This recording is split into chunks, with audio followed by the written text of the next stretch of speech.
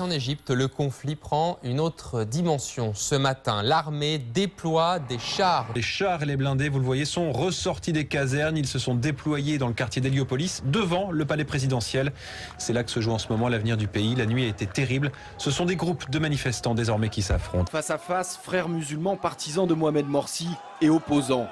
Toute la nuit, ils se sont affrontés. Jets de pierre et cocktails Molotov dans le quartier du siège de la présidence égyptienne. Plusieurs heures de combats intenses durant lesquels 5 personnes auraient été tuées par balle. L'islam ne permet pas d'agir ainsi. Ils utilisent le nom de l'islam seulement en utilisant leurs militants tels des brebis. Mais où est l'armée?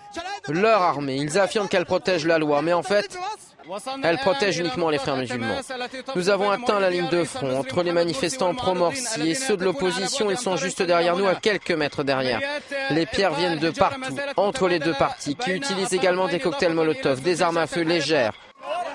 Un nouveau degré de violence atteint au Caire, mais aussi dans plusieurs autres grandes villes égyptiennes, comme Suez ou ici, à Ismaïlia.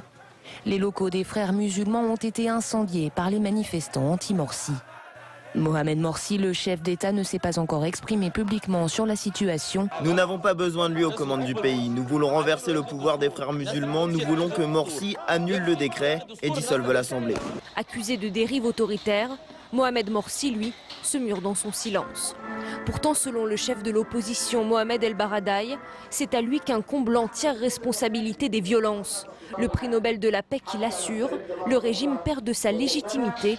Depuis hier, 4 conseillers du président ont démissionné en signe de protestation.